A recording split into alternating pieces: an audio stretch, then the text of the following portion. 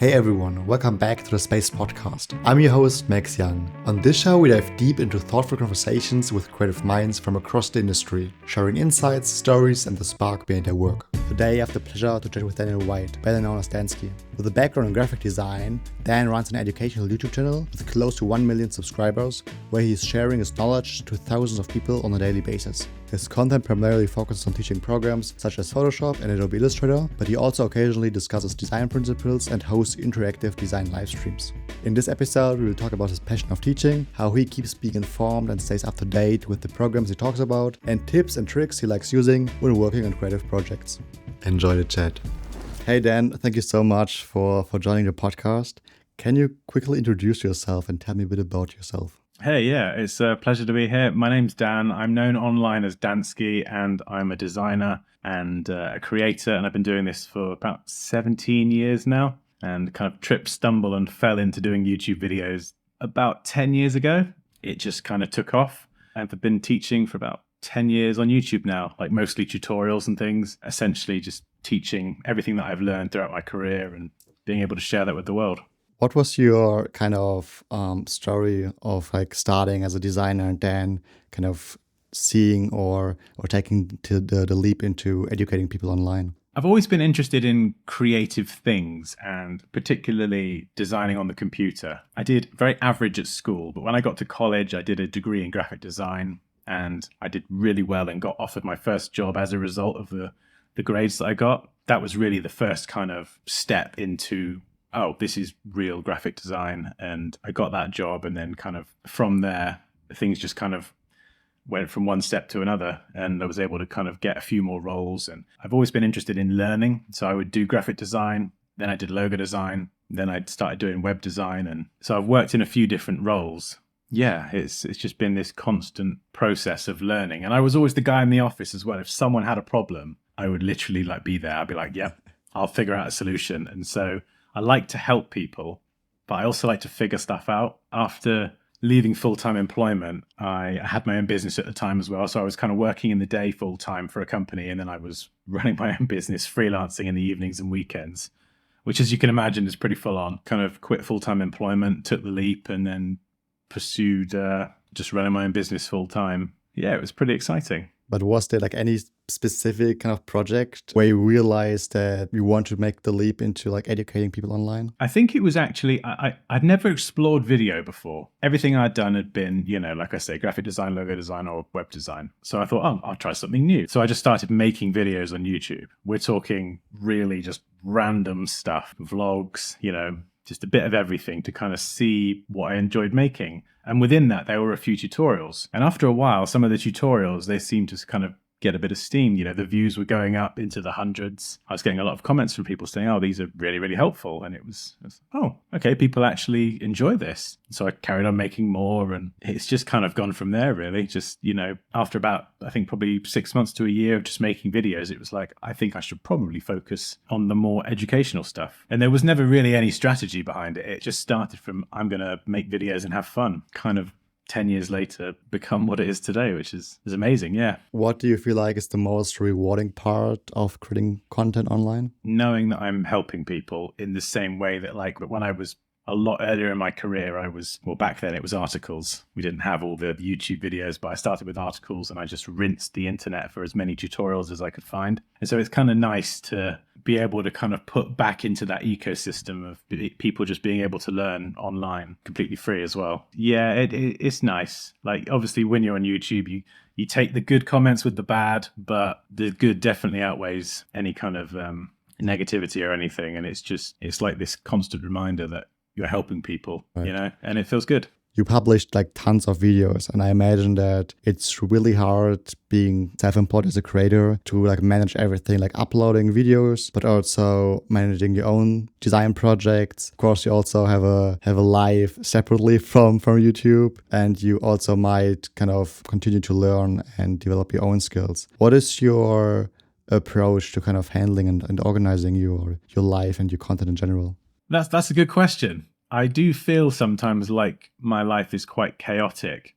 And I think it's probably more recently that I've started to recognize that I think sometimes I'm doing too much. And it's one of those things where burning out as a creative is one of those things that I think a lot of us can relate to. Get overwhelmed, you do too much, and then you just you come crashing down. And I think that's something that I still do I still do go through it. And I wouldn't say that I've got it all figured out in terms of that balance between work and life. And it's like I was saying to you earlier, that I think I've been doing too many different things for a while. And I think probably not been allocating my time to the things that I probably should. So there's definitely been a lack of structure, I guess you could say. What does a typical day for you look like if you have a typical day? Like, when do you wake up? Do you check your emails first, or like how do you manage your projects? I don't think I even have a typical day anymore. I used to try and kind of have a schedule with uploads. And I think something I've realized is that I don't actually like working to a schedule, because when I work to a schedule, it kind of feels like I have to do something, even if there is no inspiration or fire behind something. And I kind of found myself just sort of sometimes churning out content for the sake of it, you know? And what I've realized is actually sometimes I'll be kind of sat there and I'll get this amazing idea and I'll be like, I need to make a video of this. And it's got that inspiration, that like passion behind it. So you wait more for inspiration to spark and like before starting a project? Yeah, a little bit like that, yeah. I mean, you primarily focus on like Photoshop and Illustrator. And over the last years, like those programs and even like other programs in other areas have tremendously transformed and improved and changed. Have you like noticed any change in particular that you were excited about or that kind of influenced the way how you work? I mean, we've got to talk about the AI stuff, because that's not just in the software I use with Photoshop and Illustrator. It's almost everywhere now. It's one of those things I'm very split with AI. I feel like everything is so much just AI this and AI that nowadays. I'm almost like a bit fatigued with it. But then there are things like generative fill in Photoshop that I do find quite useful, more from like a utility point of view. I've always said that I don't like software doing the creative part of the process for me. But if I've got something in the image and I need to quickly get rid of it, then a tool that is kind of powered by that AI that can just quickly accomplish that sort of more menial task, that's kind of the use case that I like for AI. So it kind of helps me. I'm still in the driving seat. I'm still doing the creative and going through that process. But some of these AI additions just make my life a bit easier, especially being a creator, talking about time and organization. If I can extend thumbnails using Photoshop's generative features very quickly, it saves me a lot of time, which is more time that I can use to do other things. So I think that side of it I quite like, that it makes my life easier and saves me time, but I'm less keen on it doing the creative part of the process, you know, because that's something that I actually really enjoy, the challenge of trying to do things that I might not be able to do. So I'm kind of split on AI. Yeah, I totally agree. I'm also kind of split when it comes to what's the best use case for AI in the perspective of like creating stuff, content, or even design work. I personally really like to use AI when it comes to more the manual labor kind of things. For example, like tracking, or what I really like is in DaVinci, for example, in the video editing program, Magic Mask, where you can just like draw a very vague shape on an object and then just track it using AI. Or even for example, ChatGPT, when it comes to not brainstorming, because again, like that's the creative part and I really like the creative part, but more of kind of give me variation. So I like to start with something that I came up with like my creativity, but then give me a new perspective on it, because I think that ChatGPT is really great at giving you not the best results, but just like a different perspective on things. And if you don't have anybody else to like talk to and kind of bounce ideas around, I think that in this case, ChatGPT is a great way to open new potential ways to explore ideas, even though at the end and at the very start of the project, you kind of should have to spark yourself and should like start the idea. And especially refining stuff, like there's no AI tool really that I know of where the result is perfect. Even for example, like Photoshop generative fill. I mean, yeah, it's great, but at the very end, if you are a perfectionist, there are still things that you, like when you take a look at the generative part, where you, for example, think, okay, like the edge where the original image starts and the AI generative image starts is maybe a bit off of how it would normally look like. Yeah, And so, or pixelated or something. yeah. I think ChatGPT, yeah, I totally agree with what you're saying. Like I use it a lot for thumbnail titles. So I'll come up with a thumbnail title and then ask it to reword that with a bunch of parameters like this is the character length, make it exciting, eye-catching, and then it just generates me 20 versions and it approaches them things from a perspective that, yeah, if you're working on your own, you might not have thought of. So it can be quite useful. Also, one thing I wanted to ask was, especially in graphic design, there are so many different areas where you can design stuff for. Like you said that you also have a background in logo design, but there's also like the whole world when it comes to product design for like buildings and interior design. And even if it's like more graphical, the medium itself sometimes changes. If you have to start working with a medium that you're not that familiar with or that you haven't worked before, what is your normal approach to like get started working on something? I think I would probably have to extensively research that particular medium. And I think this is where YouTube's such a great resource. The first thing I would do is I would look at and try and follow people who specialize in that. So that is kind of their thing.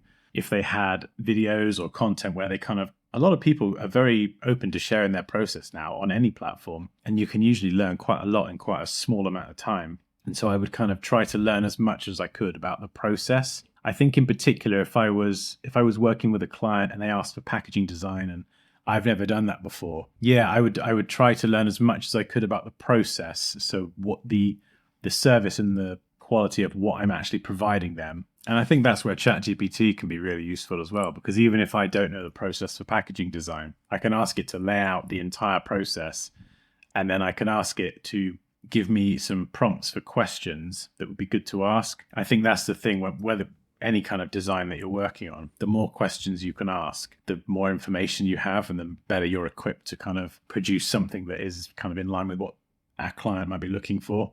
Yeah, one thing for sure that I learned over the last years working with like different clients, I always produce better results and I get also better feedback from clients when I just ask more questions. Because in the very beginning when I started, I thought that asking less questions would display me as an expert and somebody who can like get it done with like without needing to like talk a lot. And like I feel like it's quite the opposite. Like if I ask more questions, I think that clients kind of understand kind of my perspective of how I work, which is always nice. But also I always get a better understanding of what they actually want, because the worst thing is if you just keep producing things that the client doesn't actually want or expect it, and then you enter the endless cycle of revisions, because then I think it's difficult for both, like especially then for the client to hire you again if they haven't had a good kind of work experience with you. And I think just as important as asking questions about the creative, it's good to have those conversations up front as well about revisions, just so everyone's on the same page and kind of there is that expectation set of this is how many you get. I know sometimes you can get scope creep and suddenly the scope of work will just slowly expand. And it's, I think if you kind of lay it all out crystal clear up front, it just mitigates problems that can be avoided by asking questions and laying stuff out, you know? Yeah, not only revisions, but also, for example, like deadlines and feedback slots, because there's nothing worse than if you either have like no idea when you get feedback from a client, or if they just hit you up out of the blue and like message you, do you have time for half an hour to like talk about the project? And you have like no time. And then it's like, again, bad for everybody involved, because you are portrayed as somebody who doesn't make time for the client. I think it's always great if you plan enough time ahead and think of every scenario to make the work and the project experience as smooth and as great as possible. Yeah, definitely. If somebody would start working with a program such as like Photoshop or Illustrator, what are common pitfalls that they might fall into, and what do you think are ways that they can avoid when like finish a project? Yeah, so when I was learning first Photoshop and then Illustrator, I did a lot of it on my own. And like I said, I watched free tutorials and read articles and that kind of thing. And as much as my entire channel is based on free tutorials, I'm always recommending to people to get some structured training. So buy a course, regardless of what course it is. There's people out there who have spent years making all these mistakes that you're going to go and make. And it's just kind of, it seems it's like a waste of time. You can invest a little bit of money into saving yourself so much time and frustration by learning from someone else's mistakes rather than then repeating them yourself. And that's something that I never did.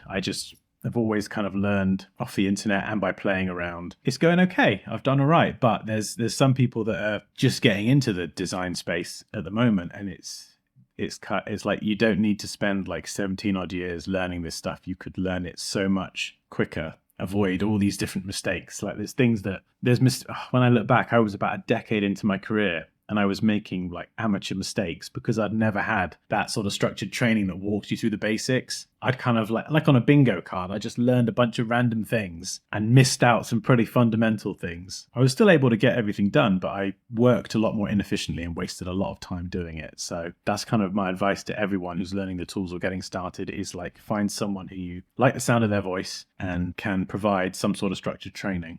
Yeah, that totally makes sense, especially because if you start out and you learn everything on the internet, if you, for example, you want to go and learn about illustration or graphic design in general, I think it's better and more structured way if you already have a problem that you want to solve instead of just learning a lot of things. Because from my experience, I am having a hard time remembering things if I don't actually apply them. And what works really well for me is, for example, if I get started working on something, and then there are like 10 new problems that I encounter. And then I go on the internet and like learn from like free YouTube videos, for example, how to like solve these problems. Through applying them right away, I remember them the next time. But if I just learn a lot of things, but I don't actually apply them, I personally have a hard time to like remember everything.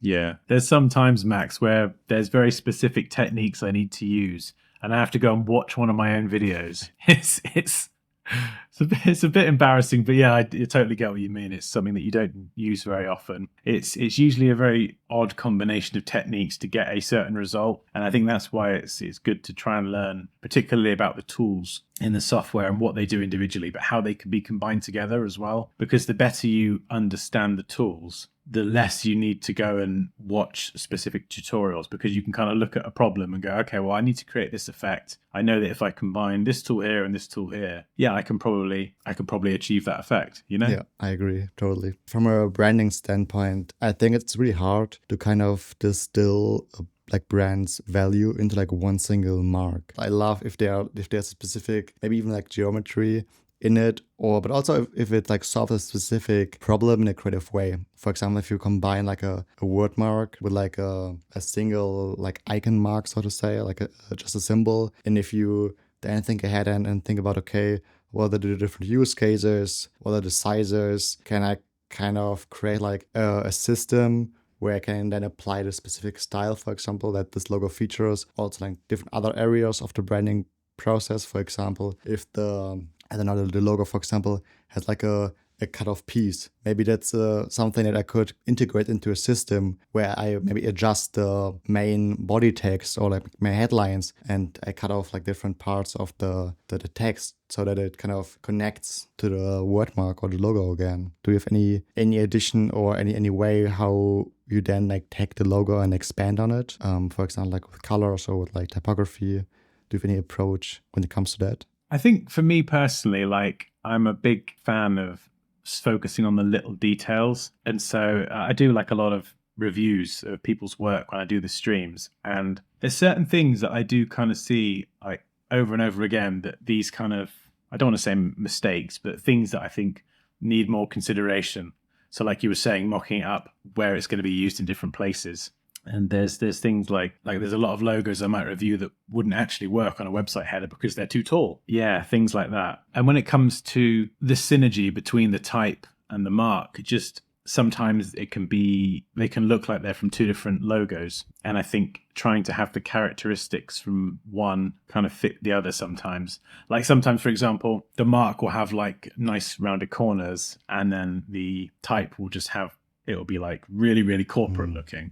Yeah. So you've got like a fun mark and a very corporate looking type, and it feels like there's a bit of a disconnect there. And that's something that I try to sort of focus on quite a lot. Yeah. Yeah, no, that makes totally sense. That everything like ties together as like one cohesive concept. The biggest thing that I see though is I'm a bit of a nitpicker when it comes to the details, but like is the curves. There's a lot of logos I see that have a beautiful concept, a very creative, clever concept, but the execution, which I think then goes back to the tools as well. I can look at it and go, okay, well, I see what you've done there, but you could make that smoother or a bit more geometrically precise if you would perhaps use different tools or a slightly different process. Yeah, so I agree that, for example, like when creating a logo, just like trying a lot of variations and figuring out, okay, what are the other assets of the brand and how can I make a red thread, like a connection in between everything and make it more cohesive is a great way to start and then finish and polish a logo at the end.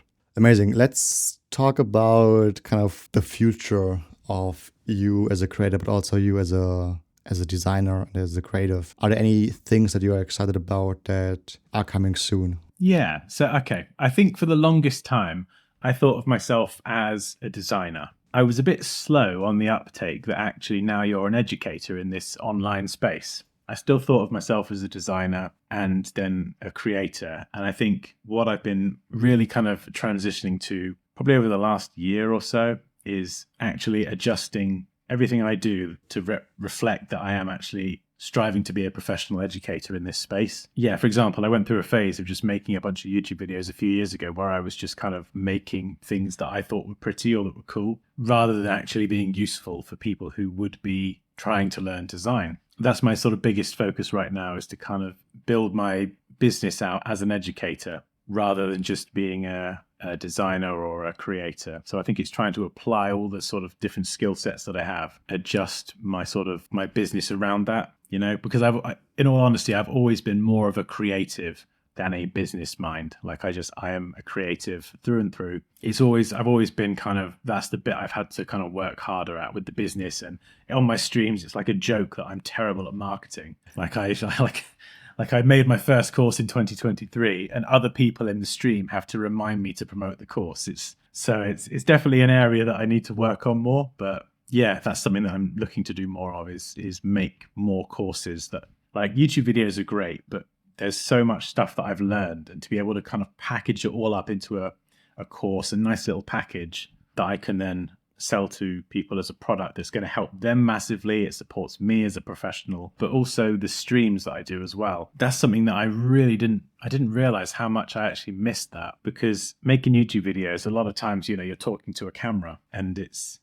great, but it's not really teaching and connecting with people. And that's why when I do these streams, a lot of people then from the streams have then gone on to enroll in my course, which is really cool as well. But the streams sort of enable me to actually get to know people and connect with people and just have a laugh and just enjoy it. And we've kind of got like a really nice little community now. And that's something that I didn't really realize that I was missing for like the longest time.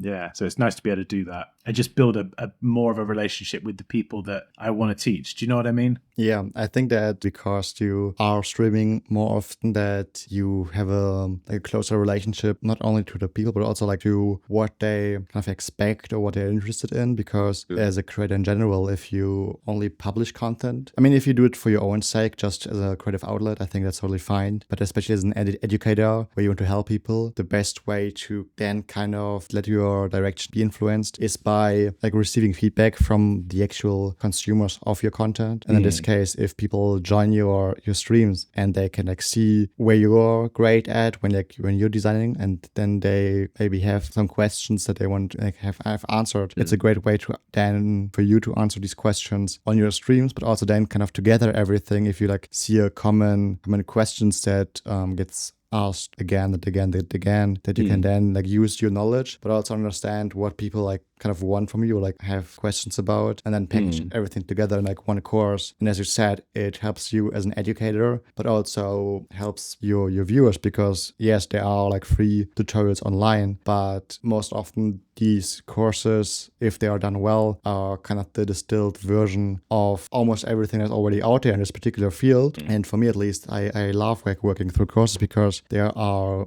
sometimes chapters, there's like sometimes even like assets that are provided with the course. Sometimes you even have like access to a community. It's a kind of a structured way to also consume content. Because if we go to a point that we were talking about earlier, where you are on your own as a consumer, what content to watch, it's sometimes hard to understand where to start and where to continue. That's why, for example, your YouTube playlists are great, because if they're also like structured and ordered in a certain way, sometimes it helps people to get started with the topic and then helps them to like walk them through the specific area. In particular, courses are a great way to have a really structured way to avoid missing anything, because if you're just consuming content on YouTube, sometimes you jump ahead too far and then you have questions which are, for example, like maybe on the basic level, but you don't understand them because you just started with color grading instead of understanding how a camera, for example, works. Yeah. And one of the things as well, like when I was learning Blender, I started, a couple of years ago, I think now, there were so many little problems that I would have when trying to do seemingly simple things, and I'd have to stop, go and search for a video, okay, and then 5 seconds later, I've got another problem, search for that. And sometimes you're searching for things that are so specific you can spend ages trying to get an answer. And that's what I like about doing the streams and having this sort of community side of it as well, is that it's just nice to have a group of people there that can help each other. So if someone's got a question about, why is this tool in Illustrator not working, I can help you there. And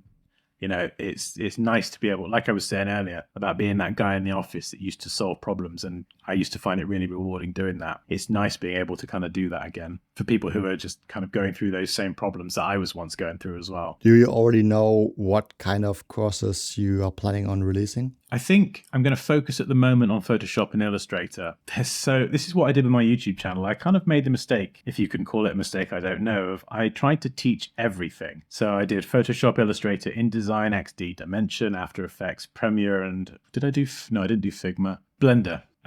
So people who signed up for like Photoshop were getting Blender videos, and I think I confused everyone. So on YouTube, I've stripped it back to like Photoshop and Illustrator now, but I can teach a lot more. So the goal is to make more courses that focus on Photoshop and Illustrator, because they're the two I love the most. But then there's so many other things like Figma, After Effects, Blender, Premiere, that kind of stuff that I do want to teach, because again, it's something that I could put together relatively quickly that could help people, particularly nowadays when, you're not necessarily just a graphic designer anymore or a logo designer. It might be that you're a logo designer, but if you learn a bit of After Effects, you can add that animation that gives your presentation to a client a little bit more of flair. It's like a few more bells and whistles. And so kind of branching out into stuff like that. What I'm going to probably do is I'm going to do a bit more of variety in terms of other courses on my own website. I think doing too much on YouTube, it kind of confuses the algorithm and it doesn't know who to serve what. But I think, I'm going to focus on Photoshop and Illustrator because that is my like bread and butter. I'm in those apps every single day. It would be a crime to have all the knowledge of the other software. And like Figma as well, I spent a large part of my career doing UI design.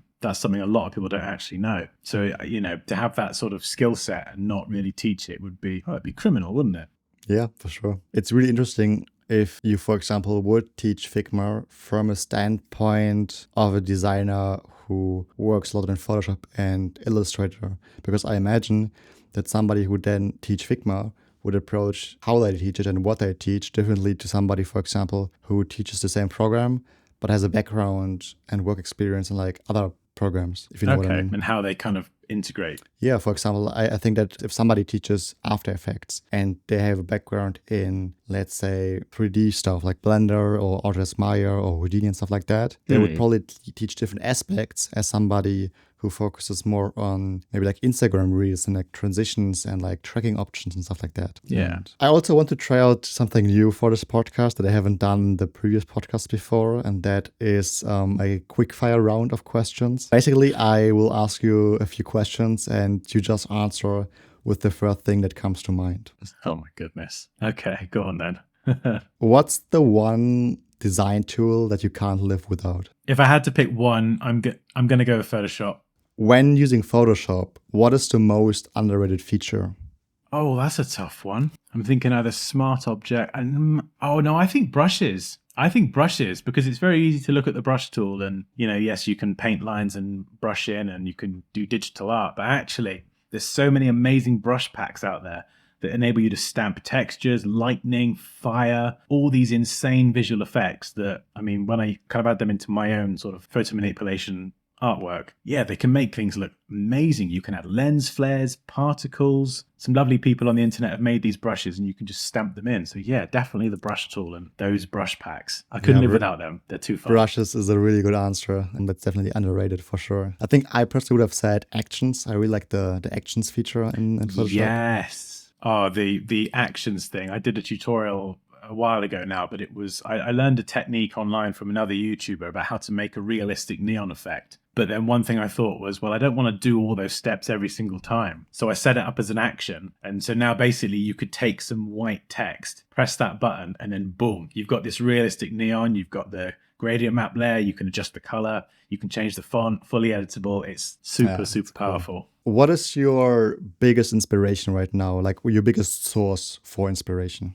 Okay, so my favorite thing to do in the whole world when it comes to design is photo manipulation, like making epic, either video game or fantasy inspired like art. What I have a tendency to do is either make it around video games, whether it's old games or a new game coming out or a movie or something. It might be playing the game or watching the movie will be really inspiring. And then listening to music as well. I listen to a lot of like orchestra, epic music, soundtrack music. I love that stuff. Sometimes, like when I was working on a cyberpunk themed piece of artwork years ago, I literally had the same cyberpunk playlist just over and over again, playing in my head for like 12 hours or whatever it was. And it's the kind of thing that just keeps me really fired up. I'll listen to some music that kind of relates to that, and it just keeps me in this totally focused zone, and I can sit there for just hours and hours. I've noticed that if the music is quite upbeat and has a much faster tempo, I definitely work faster.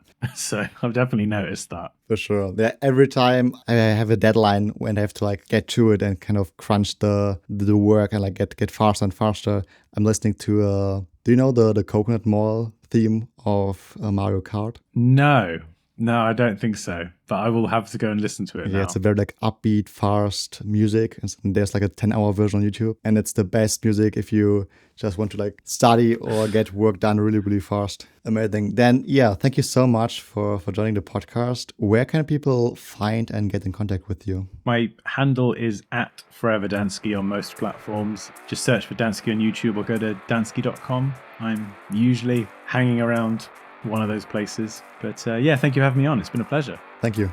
Cool. Bye.